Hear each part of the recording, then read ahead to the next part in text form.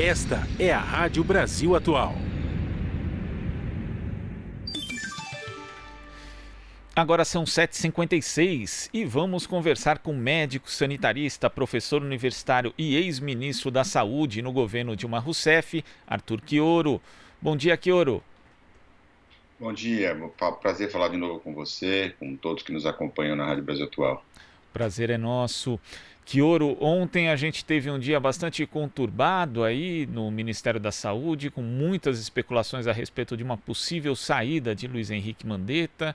Depois ele acabou dando ali uma coletiva falando que na prática o trabalho ali da equipe mais próxima a ele acabou sendo paralisado, né, durante todo o decorrer da segunda-feira e demonstrando ali, deixando explícita a animosidade que existe entre ele e o presidente Bolsonaro. Como é que você vê essa situação diante de uma pandemia como a do coronavírus, Quioro? É inacreditável, né? O Brasil enfrenta o mais grave problema sanitário desde a gripe espanhola. O mundo busca desenvolver esforços integrados entre a sociedade civil, o governo, as autoridades sanitárias, né? Nesse momento tão desafiador em que as medidas de saúde precisam ser articuladas com a organização da sociedade para o cumprimento de um conjunto de medidas, e nós temos o governo brasileiro paralisado por essa disputa tosca, né? Porque chega a ser efetivamente inacreditável. E sabe o que eu acho mais grave?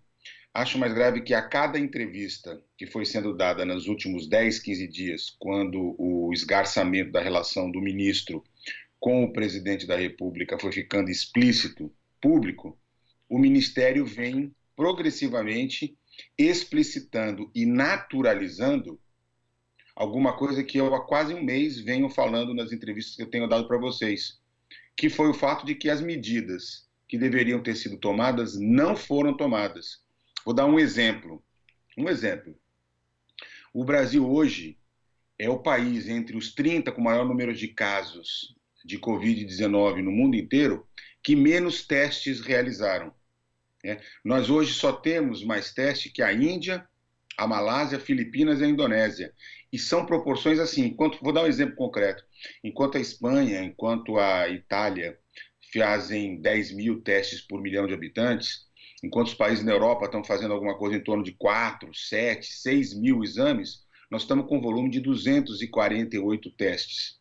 Por isso que nós não temos, inclusive, capacidade de entender qual é o real tamanho da epidemia nas nossas cidades, qual é o real número de óbitos, né? Qual é o número real de casos graves internados, porque há uma incapacidade do Ministério da Saúde, né? E ainda que as alternativas que se coloquem ao nome do ministro Mandetta sejam provavelmente muito piores do que o nome dele, né? Mas assim, eu vejo a sociedade louvar um trabalho de omissão revoltante, e com mais descoordenação ainda pela oposição, a auto-oposição que o Bolsonaro faz ao seu próprio governo. É um quadro surreal que o Brasil vive.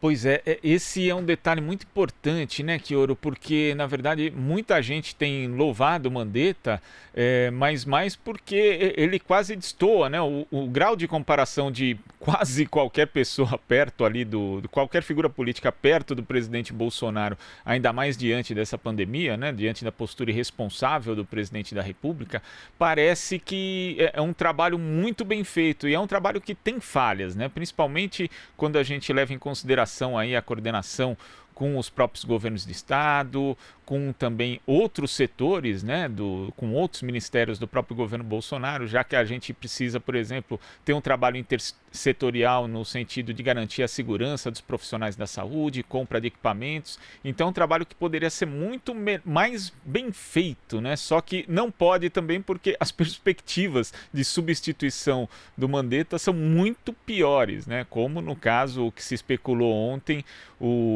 a possibilidade do Osmar Terra, não é isso? É exatamente isso. Quer dizer, nós estamos vivendo, acho que o pior dos cenários. Eu vejo, inclusive, pessoas relativamente lúcidas, elas falam o tempo inteiro assim, bom, o que vem aí, os terraplanistas sanitários, são piores do que o que está aí, o que está colocado, né? É claro que o ministro Mandetta e a sua equipe destoam num governo, por exemplo, que tem uma figura como o ministro da Educação, capaz de, num momento tão grave como nós estamos vivendo hoje, né, chamar atenção para si por descomposturas, falta de respeito, falta de visão estratégica. Quer dizer, é uma figura execrável, né? O ministro Mandetta, à frente do ministério, conduz, pelo menos do ponto de vista de uma questão central, algo que é absolutamente necessário, que é o isolamento social, né? Seguindo, aliás, a recomendação não apenas da Organização Mundial de Saúde, mas a experiência internacional que tem mostrado que é, do ponto de vista de organização do enfrentamento, a melhor resposta que se tem até o momento, né? Mas eu já vi, por exemplo, ontem, no discurso do secretário de Vigilância em Saúde, e que consta no boletim epidemiológico número 7 do Ministério da Saúde, que foi divulgado ontem, medidas que não têm nenhuma fundamentação e que são concessões inaceitáveis, né? Alguns epidemiologistas, alguns cientistas que repercutiram essa informação ao longo da noite de ontem já mostraram a estranheza, mas eu quero colocar aqui contundentemente que ela é desastrosa. A ideia de desmobilizar nas cidades que têm 50% da capacidade de oferta, de taxa de ocupação dos leitos de UTI como um critério, ela não se justifica sob hipótese nenhuma. E eu vou dizer por que motivo. O Brasil é composto por... Nós temos 5.570 municípios e somos compostos por 438 regiões de saúde.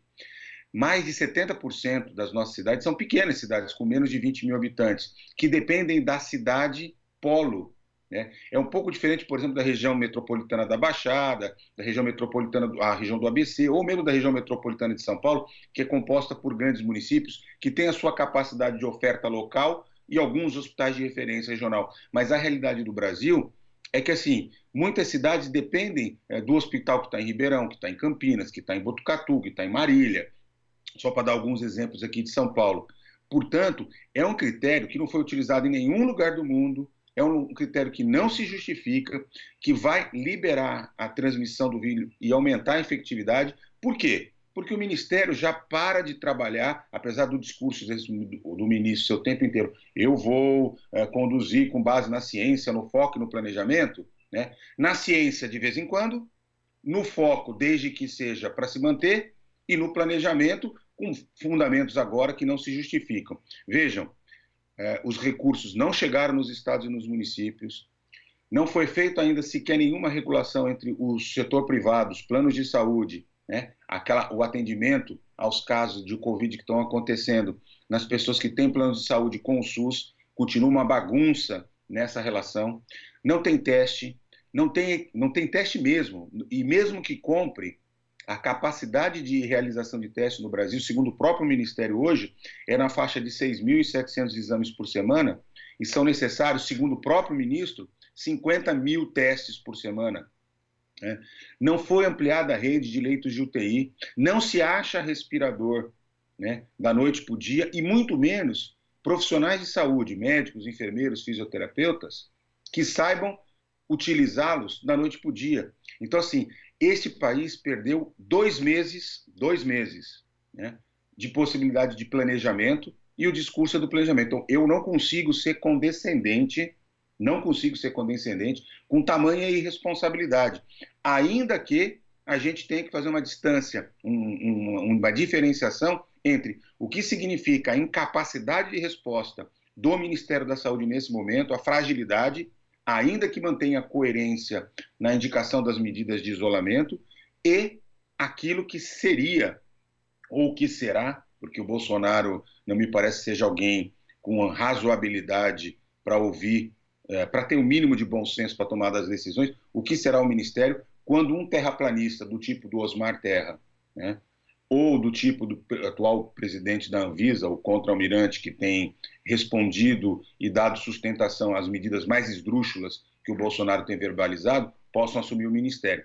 Então, eu diria assim que E, infelizmente, no momento mais crítico, porque nós estamos entrando no momento mais crítico, nós sempre dissemos, a partir da segunda metade de abril, começo de maio, é que as condições para a transmissão da Covid-19 no Brasil ganham musculatura. Por quê? Porque nós vamos começar a ter já a diminuição da temperatura, nós vamos ter mais tempo de circulação, quer dizer, o cenário mais trágico está por vir, né? E o que a gente vê é uma bateção de cabeça. Vejam,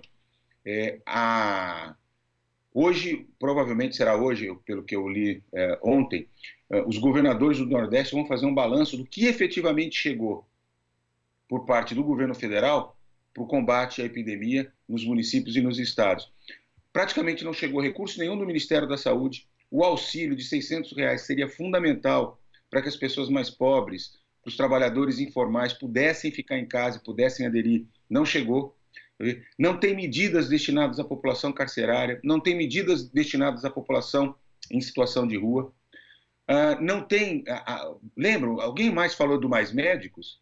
Tinha história há 3 semanas de que ia convocar 5 mil médicos, não se ouve mais um pio sobre isso. A vacinação contra a gripe não conseguiu chegar em quantidade suficiente em todas as cidades do Brasil. Idosos, profissionais de saúde ficam disputando a etapa, saindo de casa várias vezes até conseguir a vacina. Então, assim, me desculpa, eu não consigo analisar de forma positiva a atual condução da nossa epidemia. Nós estamos muito à mercê de cumprirmos o isolamento em casa, ficarmos em casa.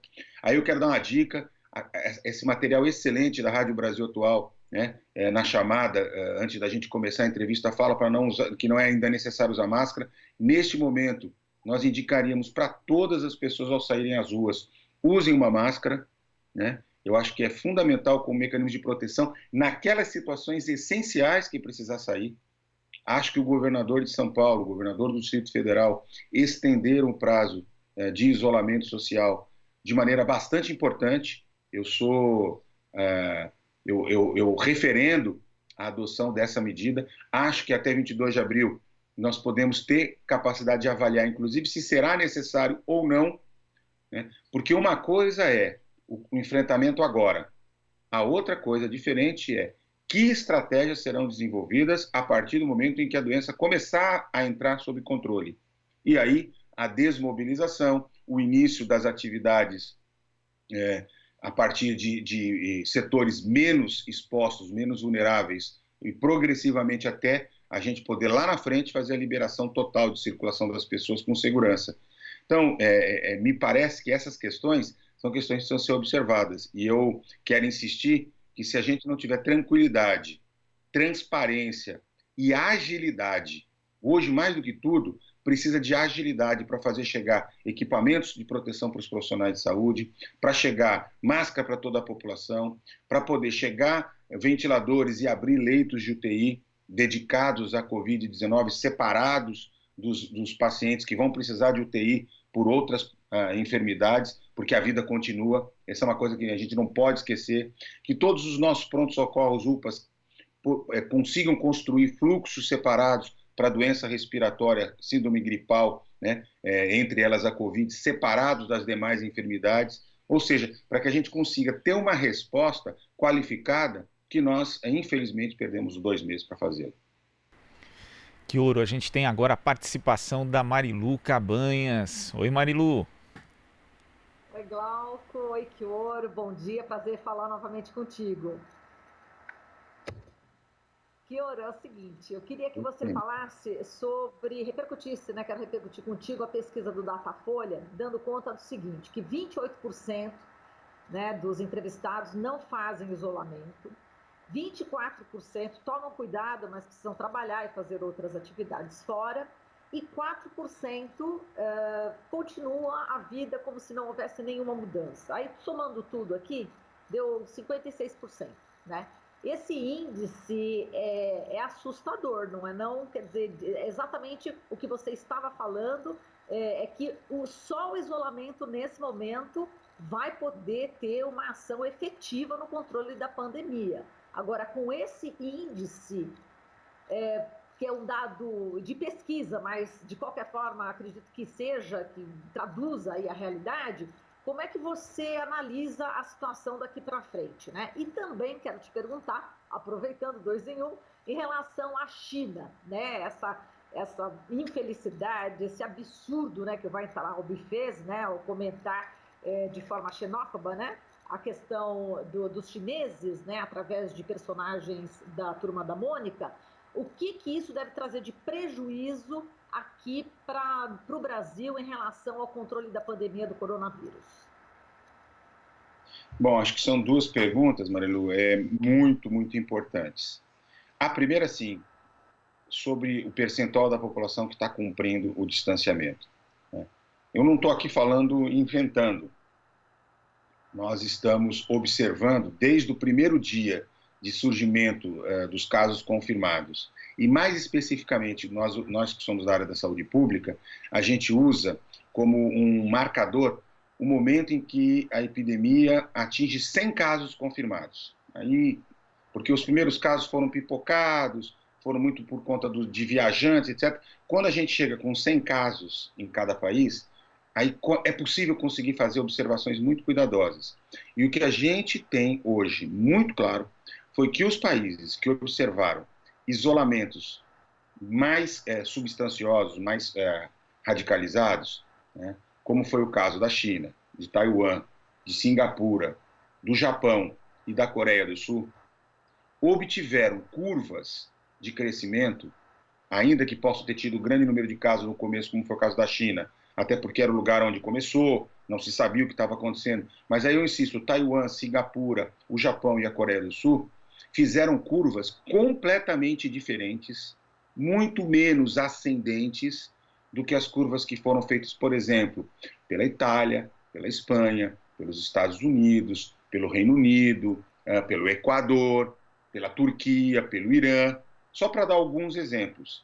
Então, assim, a gente, quando vai plotando o coeficiente de incidência, o mapa, de um país sobre o outro, né, e põe isso em escala logarítmica, fica absolutamente claro que países que adotaram isolamento melhoraram. E que países que tinham um perfil de ocorrência dos casos explosivos só tiveram reversão quando exatamente passaram a adotar o isolamento. Claro que isso demora mais ou menos umas 2 semanas para se expressar em números, porque o número de casos que estão acontecendo, e principalmente o de óbitos, não refletem a fotografia do momento. Eles refletem sempre o surgimento de casos de 2 a 3 semanas atrás, né? E no caso do Brasil, mais complicado ainda pela incapacidade, né, de processamento dos poucos exames diagnósticos que foram feitos. Então a gente está sempre olhando como se estivesse olhando para o retrovisor, mas não há dúvida nenhuma, e ter alguma coisa em torno de 50%, 46%, 48% da população cumprindo o isolamento é desastroso. Desastroso para a sociedade como um todo. E vou falar mais uma coisa, Marilu. É desastroso para os trabalhadores dos serviços essenciais, como os profissionais de saúde, do transporte, da alimentação, que precisam continuar trabalhando e nessa circunstância ficam mais expostos. Ou seja, se eu não sou de um serviço essencial, eu, além de me proteger a minha família ficando em casa, eu protegeria aqueles que efetivamente precisam trabalhar, né? Bom, em relação à tua segunda pergunta, qual que era mesmo? Desculpa. Em relação a essa questão das relações diplomáticas, né, que estão bastante Sim, estremecidas entre Brasil e China por causa do Weintraub, filho de Bolsonaro, etc. É inacreditável, é tão surreal que a gente quase não lembra, né? O nosso inconsciente dizer, não pode estar acontecendo isso. Veja bem, não é porque a China foi o primeiro país a sair da crise, né, ou pelo menos das grandes potências industriais foi a primeira a sair, e talvez a primeira a retomar a escala de produção, né? Mas é porque a indústria chinesa hoje é responsável por boa parte do fornecimento de equipamentos e insumos médicos que são consumidos aqui no Brasil e no mundo inteiro. E quando não são do equipamento já manufaturado, são de componentes dos equipamentos, né? A China é o nosso maior parceiro comercial. no momento em que, além da pandemia, nós já vivíamos antes uma grave crise econômica e que se aprofundou drasticamente, né, a partir da crise econômica resultante em escala global da pandemia de Covid, perdeu o nosso maior parceiro comercial, porque estúpidos, ignorantes como o nosso ministro das Relações Exteriores, como os filhos do presidente da República, e agora como o nosso até sim, desconforto de chamar de nosso, mas do ministro da Educação do Brasil, né, que são figuras incapazes de ficar de boca calada, né, são incapazes de pensar estrategicamente, né, e o governo chinês, se tomar uma decisão, né, como já tomou ontem, por exemplo, de começar a comprar mais soja dos Estados Unidos, né, ele não apenas fará uma retaliação a essa classe política estúpida que vive em torno do presidente da República, mas ela resultará em enormes prejuízos na assistência médica que é feita no Brasil, ou seja, no nosso combate à Covid-19, e também terá gravíssimas repercussões no emprego, na alimentação, na importação, olha, no agronegócio e nos mais variados setores da economia que hoje depende na cadeia produtiva internacional ou como grande consumidor da produção nacional do governo e do povo chinês. Então, assim, é inaceitável, sob todos os aspectos, né, que a gente, para além da crise, tenha que conseguir fabricar mais crise para 2 ou 3 imbecis conseguirem espaço na internet, porque me parece que ali tem uma certa competição, né, de quem é capaz de produzir mais crise, quem é capaz de fazer mais compartilhamentos por posições extremadas. Quer dizer assim, é como se nós tivéssemos um grupo de crianças mal educadas, né, sem direção, sem educação dos pais, sem nenhum controle, brincando, né, de como fazer mal para as outras pessoas, né? Só que nessa brincadeira eles estão brincando com as nossas vidas, né? E particularmente, Marilu, com alguma coisa que me preocupa de maneira muito especial, que é com a classe trabalhadora, com a massa de população vulnerável que nós temos no nosso país, que é imensa, de pessoas que não têm habitações estruturadas para ficar quietinha, né, isolada, que vive sem as melhores condições de higiene, que precisariam que o governo tivesse absolutamente mobilizado na produção de medidas para protegê-las, mas que gastam o seu tempo fazendo literalmente bizarrices, como essa que o ministro da Educação fez, como o 02 fez na semana passada,